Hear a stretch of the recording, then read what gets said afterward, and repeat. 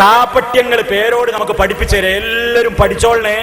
പേരോട് നിങ്ങൾക്ക് ആദ്യം വിശദീകരിച്ചു തരും. കാപട്യം എന്നാൽ എന്താണ്, നിർവചനമൊക്കെ വായിച്ചിട്ട് പേരോട് പഠിപ്പിച്ചു തരും ആദ്യം.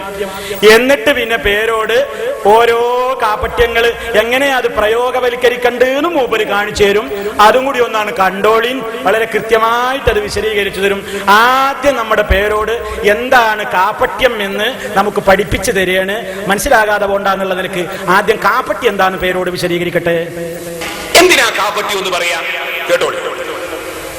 വാക്കും പ്രവൃത്തിയും തമ്മിലും രഹസ്യവും പരസ്യവും തമ്മിലും പൊരുത്തക്കേടുണ്ടാകുന്നതാണ് കാപട്യം. വാക്കും പ്രവൃത്തിയും തമ്മിലും രഹസ്യവും പരസ്യവും തമ്മിലും പൊരുത്തക്കേടുണ്ടാകുന്നതാണ് കാപട്യം, നിഫാഖ്. വിശ്വാസങ്ങളിലും അനുഷ്ഠാനങ്ങളിലും ഉണ്ടാവാം കാപട്യം. വിശ്വാസത്തിലെ കാപട്യമാണ് ഏറ്റവും ഗൗരവപ്പെട്ടത്. അപ്പൊ വാക്കും പ്രവൃത്തിയും തമ്മിൽ വ്യത്യാസം ഉണ്ടാവുക, അതാണ് കാപട്യം. വാക്കും പ്രവൃത്തിയും തമ്മിലുള്ള വ്യത്യാസമാണ് കാപട്യം. ഞാൻ ഒന്നും പറഞ്ഞ് ഏറണ്ട.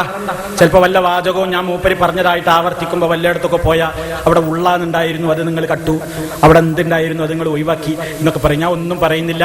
എന്റെ വക പ്രത്യേക കമന്ററികളൊന്നുമില്ല. അവിടെ നിന്ന് ഇങ്ങനെ പറയും, നിങ്ങളമ്മനെ കേൾക്കുക. അപ്പോ കാപട്യം എന്താന്ന് മനസ്സിലായില്ലേ? ഇനി മൂപ്പര് ആദ്യം ഒന്ന് പറയുന്നത് കേൾക്കുക, പിന്നെ ചെയ്യുന്നതും നിങ്ങൾക്ക് കേൾക്കാം. ഓരോന്നോരോന്ന് വരട്ടെ. ഒന്നാമത്തത് വരട്ടെ.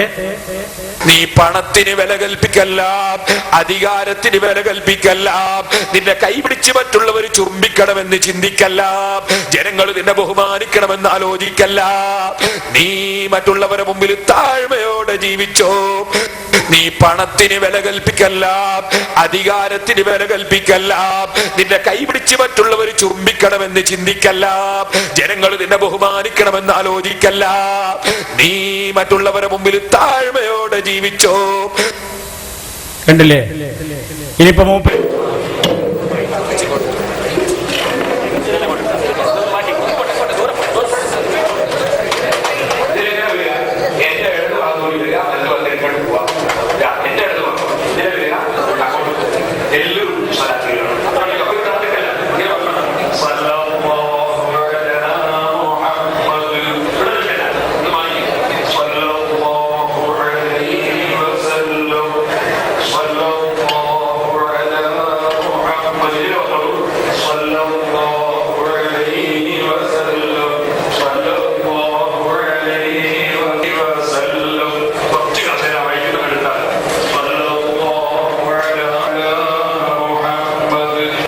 ഇതെന്തിനാ ഇപ്പൊ കാണിച്ചെന്നറിയോ? അപ്പൊ വാക്ക് ഈ മൂപ്പരെന്നെ പറയട്ടെ എന്താ ഇപ്പൊ സംഭവിച്ചിരുന്നിട്ട് ഞാൻ പറഞ്ഞുതരാം. അപ്പൊ വാക്കും പ്രവൃത്തിയും പൊരുത്തപ്പെടുന്നുണ്ടോ? പൊരുത്തപ്പെടുന്നില്ല. ഇതാ കാപട്യം. മൂപ്പരെന്നെ പറയട്ടെ. ഇത് ഞാൻ കാണിക്കാൻ വേറൊരു കാരണം കൂടി. ഇത് ഞാൻ കാണിക്കാൻ വിചാരിച്ചാലോ കേട്ടോ, ഇയാൾ ഓരോ പ്രസംഗത്തിലും എന്നോട് ഇങ്ങനെ പറയണേ, നിങ്ങൾ ഇന്റെ ആ പോക്കറ്റിക്ക് പൈസ ഇടണമെന്ന് ഇടക്കിടക്ക് കാണിക്കണം കേട്ടോ.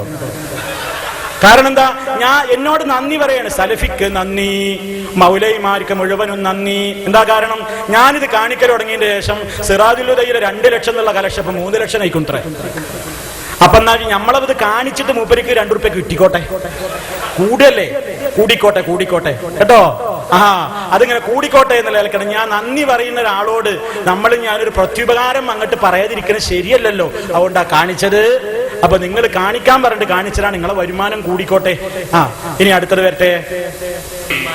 നബി സല്ലല്ലാഹു അലൈഹി വസല്ലമയുടെ വിറാസത്തിന് താടി മാനദണ്ഡമല്ല എന്ന് പ്രഖ്യാപിക്കുകയാണ്. ഞാൻ ചോദിക്കുന്നു, അബ്ദുൽ നാസിർ മദനിയോട് വളരെ വിനയത്തോടെ ചോദിക്കുന്നു, മുഹമ്മദ് നബി സല്ലല്ലാഹു അലൈഹി വസല്ലമ തങ്ങളുടെ തിരുനാവിലൂടെ നിങ്ങൾ താടി വളർത്തണേ, നിങ്ങൾ താടി വളർത്താതെ താടി വടിക്കുന്നത് മുശ്രിക്കീങ്ങളെ ഏർപ്പാടാണ്, മജൂസികളെ ഏർപ്പാടാണെന്ന് അവിടുത്തെ ഹദീസിൽ ഇമാം ബുഖാരി റിപ്പോർട്ടിന്റെ ഹദീസിൽ വ്യക്തമായി പറയുമ്പോൾ ഫത്ഹുൽ മുഈൻ അടക്കമുള്ള കിതാബുകളിൽ താടി വടിക്കുന്നത് ഹറാമാണെന്ന് വരെ ഇമാമിങ്ങൾ രേഖപ്പെടുത്തുമ്പോൾ മറ്റു ചിലർ കറാഹത്താണെന്ന് പറഞ്ഞവരും ഉണ്ട്. ഏതായാലും വിരോധിക്കപ്പെട്ടതിനാണല്ലോ കറാഹത്ത് എന്ന് പറയുന്നത്.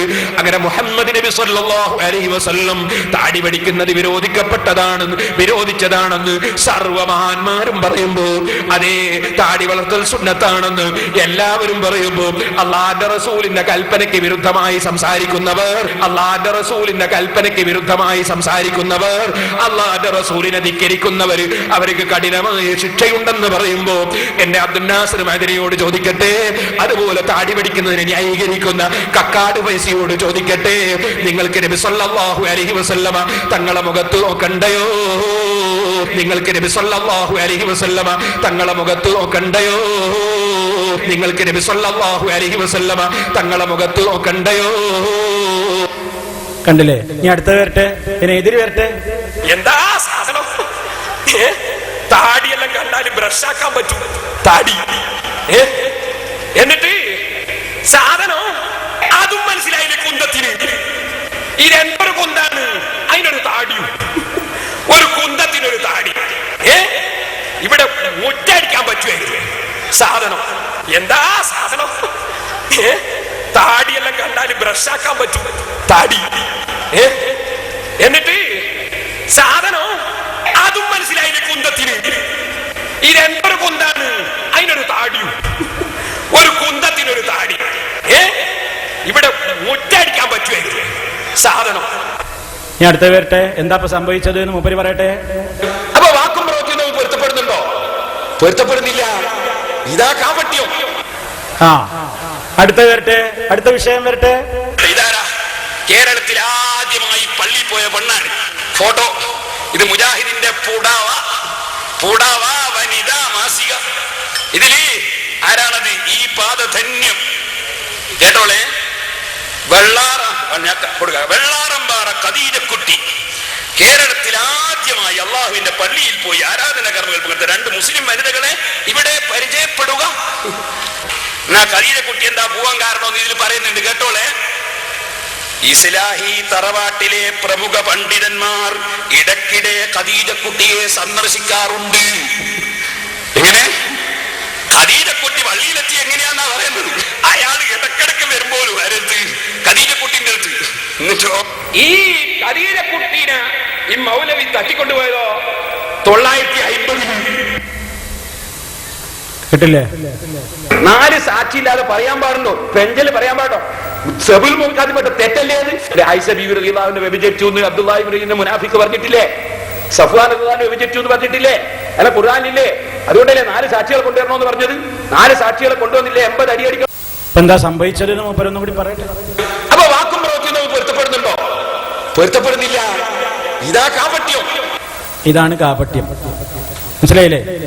ഇങ്ങനെ ഓരോന്നും നിങ്ങൾ എടുത്തു പറയിപ്പിക്കണം. നിങ്ങൾ ക്ലിപ്പ് കൊണ്ടുള്ള ഒരുപാട് കളി കളിക്കുന്നുണ്ട്. ഞങ്ങൾക്ക് അറിയാഞ്ഞിട്ടല്ല, വിചാരണയും വിധിയൊക്കെ ഞങ്ങളുടെ കയ്യിലുണ്ട്.